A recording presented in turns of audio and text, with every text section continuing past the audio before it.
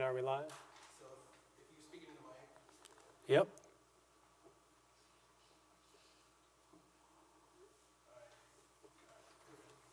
We're live?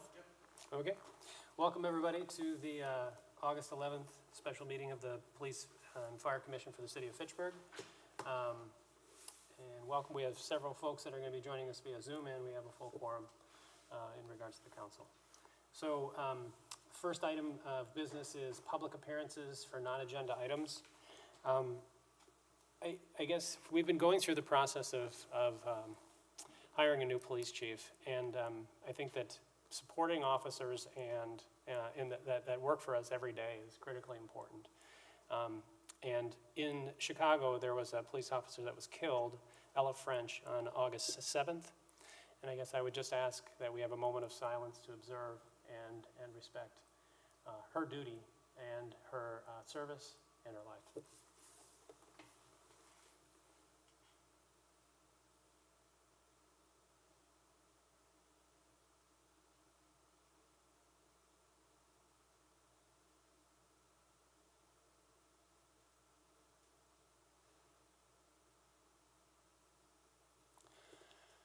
Okay, thanks.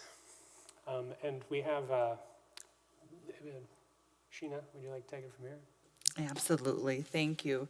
I'm speaking as a Fitchburg resident, not as an official PFC member on this, but to follow up on Officer Ella French. Show me a hero and I'll write you a tragedy. F. Scott Fitzgerald. As we continue to discuss what Fitchburg needs in a police chief, I would like us all, as a community, to acknowledge the bravery, courage, and sacrifice that those in law enforcement exude. Let us not forget the ultimate sacrifice one may make when they put on their uniform. It is often reflected upon when there is a tragedy, and that tragedy happened last Saturday, August 7th, 2021, in Chicago, Illinois. I ask us all to reflect, to slow down, and to honor Ella French, a 29-year-old Chicago police officer who was killed August 7th during a traffic stop.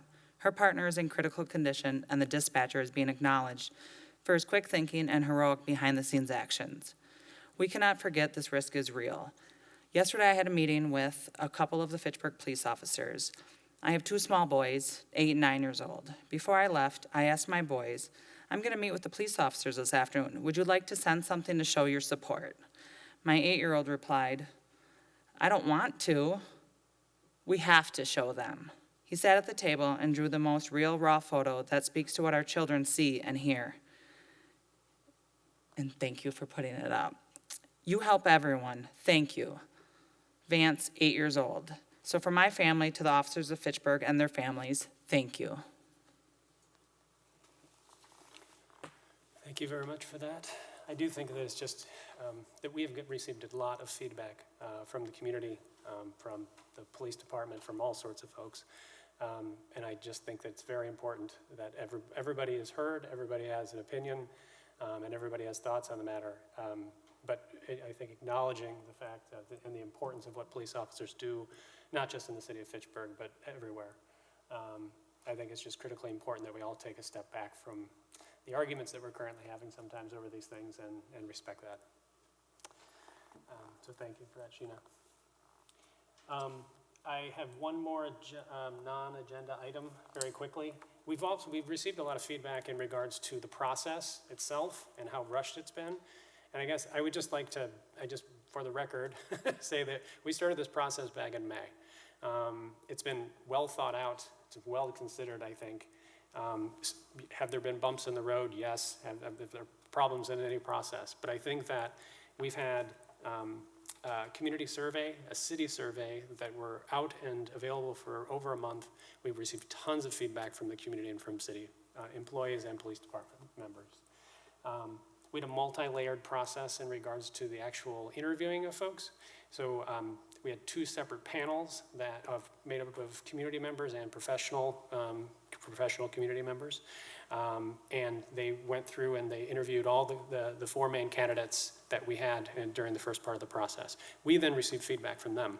And we've taken those, and then we also did an interview, obviously, with those 4 candidates.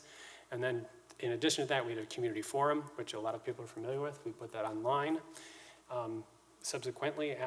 After that, Those candidates were then taken around the city with various city administrators and police staff and shown the city, and we then gathered their information as well and their perceptions.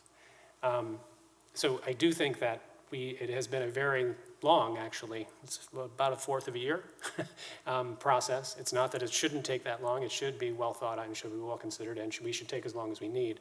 But it has been a long process.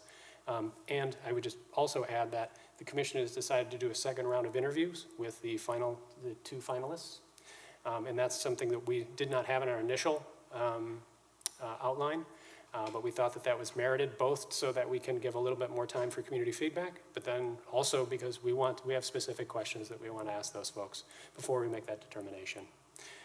We're really probably not going to be making a determination now until the middle of September of some time.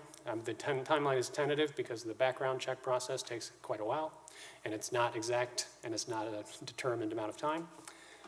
So I guess I would just encourage everybody from the community that does want to give feedback. You know, you have had a chance throughout the process, and you certainly have it now, and I think that there's ample time in the next 3 to 4 weeks where you can still provide that feedback. So encourage everybody to do so. Commissioners, anybody else on that? Did I outline it pretty good? All right, very good. Next item of business is report from Human Resources. 20th, we received a complaint form for the PFC. This was from a member of the Fitchburg EMS. This is toward Fire Chief Paul Vamacher. So Joe is not here this evening, but he did say he doesn't want to interfere with anything. So if there are any additional questions, definitely he can join us on the Zoom. You're going to see City Attorney Valerie Zisman is on this Zoom call with us, as well as Kyle Wells, who is the steward for the complainant who works for Fitchburg EMS. So Valerie's here today to talk about process. So this is really the first time an actual complaint, a second time a complaint is coming forward to the commission. And we need to talk about process because right now the city is completing an investigation. So we've already started to meet with staff. So I don't want to get into it too much. I'm going to turn it over to Valerie to just kind of give you an idea of what the next steps are. Hey, Valerie. Good evening, everybody. I'll try to keep this fairly brief, and then I'm happy to answer questions, of course, if you have some. But as you're all aware, there has been a complaint that's been filed against Chief Paul Vamacher. This was filed by the private resident or private party, as opposed to a charge being brought by the city. The reason I mention that is because most often the kinds of complaints that will come before the PFC, and hopefully you don't get a whole lot of them in the first place, but when you do, ordinarily they come from either the chief that has to do with the subordinate and some sort of disciplinary proceeding, or from the city. Usually the mayor would initiate something like that. In those types of situations, the city generally would appoint a prosecuting counsel as well as counsel to advise the board and represent the board on how to proceed in the case. Because this situation is a little bit different, there's really just, at least at this stage in the proceeding, there's just me available to advise you on the process. And so the party who has filed the complaint is essentially their own prosecutor in this case. The role of the board would be essentially to be a judge. You're a quasi-judicial body, and so you can't advocate for any kind of outcome. You're really there to determine what outcome is appropriate. So those are kind of a little bit of the background on how that works. The thing that I would encourage you to consider to do in this instance is to wait for the conclusion of the city investigation into the allegations. I think that will provide some additional information for you that will help you determine how you want to proceed in this. As you may be aware, there are rules and regulations that address the process for dealing with complaints. And basically, the gist of it is that at some point you will want to have, prior to an evidentiary hearing, you'll want to have a preliminary investigation and hearing where you decide essentially whether you ought to move forward with an evidentiary hearing or whether the complaint ought to be dismissed because the charging party lacks standing or some other reason. Once you get that ball rolling, there's some very strict timelines that we have to comply with. And so essentially, once those charges are served on Chief Pulvermacher, we have to have a hearing between 10 and 30 days. No less than 10, no more than 30, unless that's waived by everybody. Because those timelines are pretty tight and they're statutory, so that's not something that the board can unilaterally waive. I would encourage you to essentially press a pause button on this and not start the preliminary investigation until the HR department was able to complete the investigation. I think that will provide the commission with adequate information in determining whether the commission wants to proceed to an evidentiary hearing or not. So I hope that helps and kind of explains the process. I'm referring to, I think it's Rule 5.4 in the policies and the regulations, rules and regulations that this body adopted that talks about a preliminary investigation and the timing of those charges. So if you have any questions, I'm happy to try to address them. I would just encourage you to keep them to process and not substance. As you know, everybody who is subject to discipline before this board is subject to due process.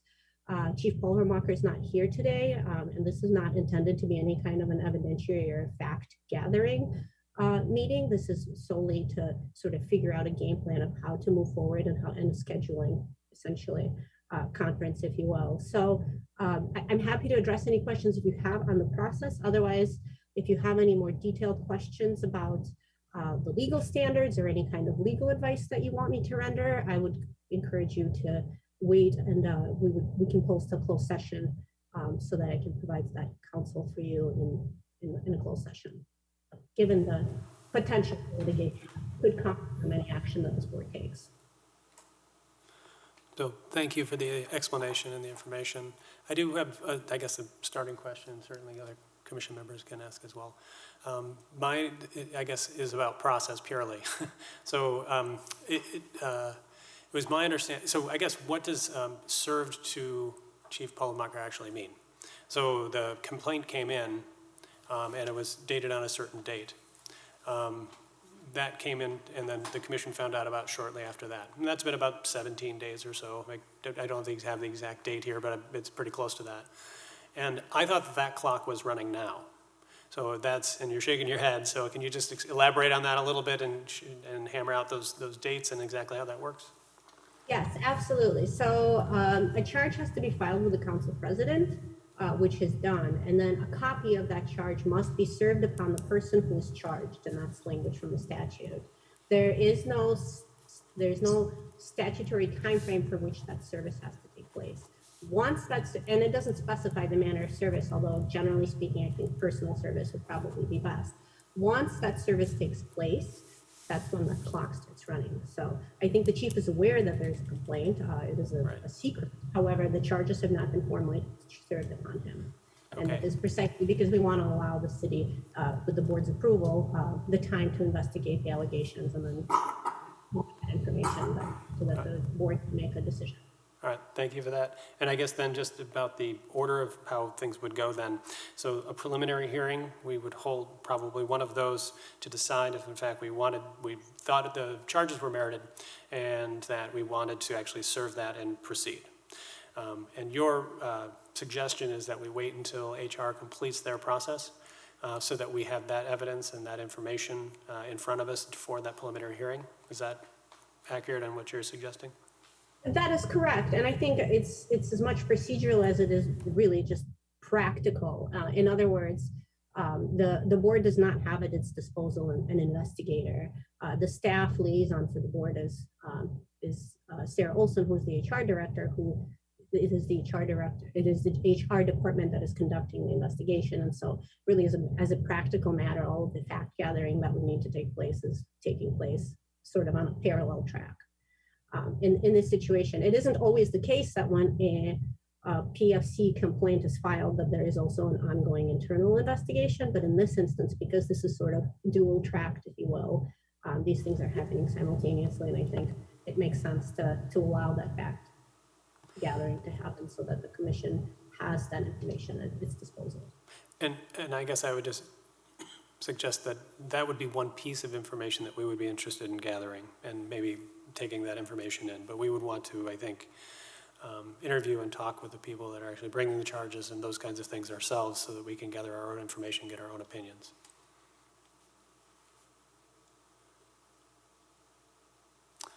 Other commission members? As far as the process, is the city obligated to have this investigation done in a certain time frame? I don't think there's any statutory. What would be a typical time frame that, It's my understanding that the HR department is hoping to complete the investigation sometime in September. And not just complete the investigation, but have the written documentation for that. I couldn't understand? We'll have met with 8 people already. So the goal is to have everyone met with through the, by the end of this month, and then have a final report drafted so that by mid-September, the commission has something to review. Okay, great.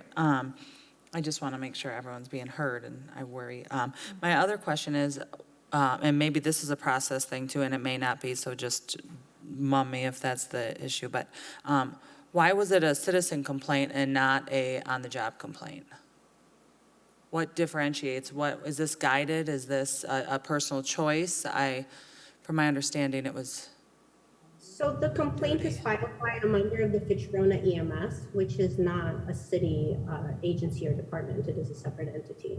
Okay. Fitchburg happens to share space with the Fitchburg firefighters, and so they work out of the same space, but this is not a subordinate or an employee of the city. Okay, thank you.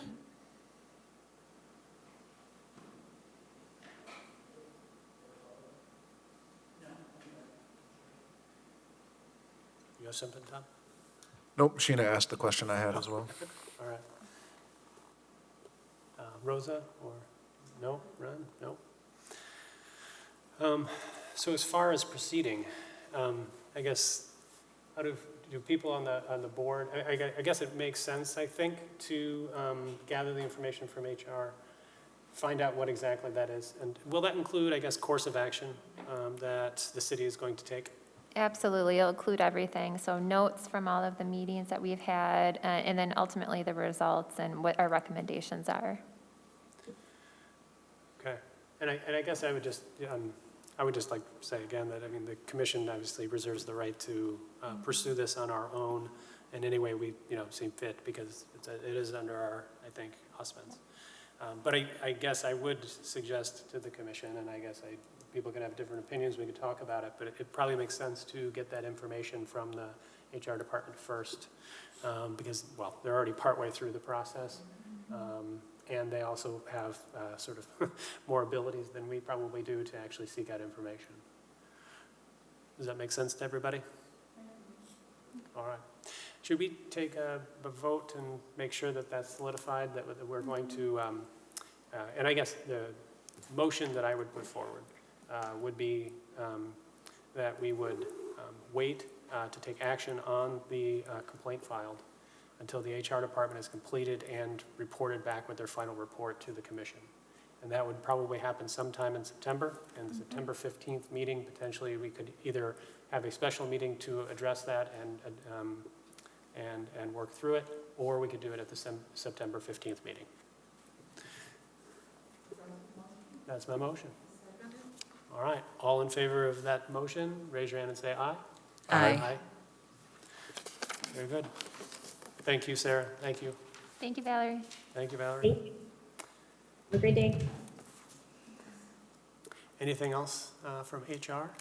No, that's it. And, oh, yeah, I'm sorry. So Kyle, would you like to say something? I think he was just here observing, though, correct? Oh, Yeah, I was just observing. Thank you for the offer, though. yep. And we have, at the end, announcements, too. You can feel free to participate in that as well. All right. And to that end, next order of business is announcements. Are there any announcements that anybody on the commission would like to make? Nope. All right. And I think, so one of the things that we talked about as an announcement, I think I covered in the first portion, but I guess I just wanted to define it pretty clearly here, so I will make an announcement. And that is the process from this point forward for the hiring the new police chief. So currently, we're doing background checks on the 2 final candidates. We plan on, after we get that information back, we plan on having a second round of interviews with both of them. And then post that, we'll be making a decision sometime in September, most likely at the September 15th meeting. So again, just so everybody knows that that is the timeline, and I think that there's ample time for community to provide input from here to there. So, and if people can differ on that opinion as well, so we'd like to hear that too, if people don't think that's a long enough time frame. So, outside of that, if there's no more announcements, can I have a motion to adjourn? Oh, wait, Jeff, can I add one other thing? So Yeah. the Fitchburg Star is the publication that goes out to every single resident. It's a paper format. So in this Friday's publication, you're going to see a call out for any feedback that anyone has on the recruitment process. So we've got our email, our phone number, and we indicate who the 2 finalists are, and then we have that in Spanish too. So that will be in the Star, and then our next deadline is September 2nd. So if we want to get something in for that second Friday of September, that would still be before the September 15th day that we potentially may make a hiring decision. So just a heads up that that is a great avenue of, something to use, as that's a paper form that's mailed to every single resident. Is that something the city paid for? Is it like an advertisement, or how does that work? I wish I could tell you. I think the city does pay for that. I know the city contributes to a lot of the news in there. I couldn't tell you for sure, though, but I do know that it's been a long time practice that the Star is sent out to every resident.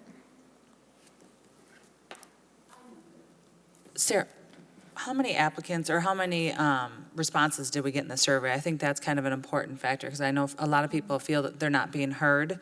And we want to just reiterate that we've heard and we're hearing and we're still listening, but I think now it's been a little over 300. So the survey's closed now, but in 17, and then even with the city administrator process, it was just a little over 100. So we definitely have doubled our efforts in the surveys that we've received back. We probably received about 20 paper surveys back. All of the rest were electronic submissions.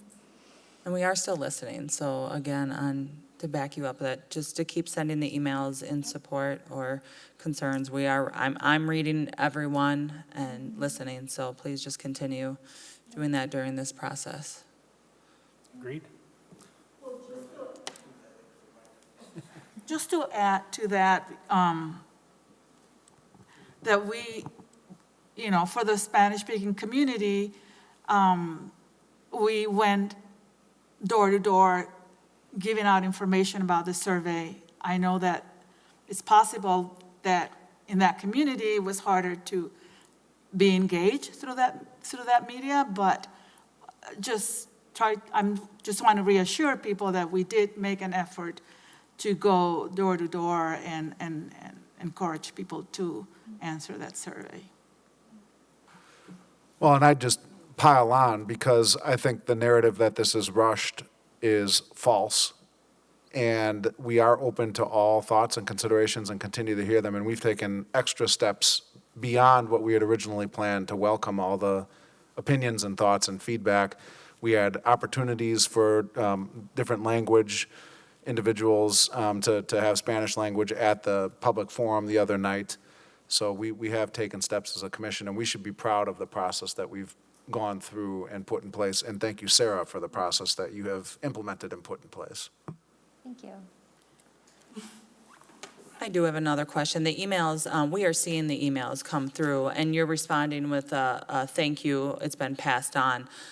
Is there more depth to that we need to go to respond to these emails? Is that something that's practiced in the past, or is it as standard as we're hearing that, we're taking it in and moving forward with it? And So to be honest, I think this is maybe the first time the commission's ever tried to gather this much community engagement and correspondence. So I have nothing to compare it to. Right now what I do is I just respond back to the person that sent the email to say, thank you, the commission successfully received.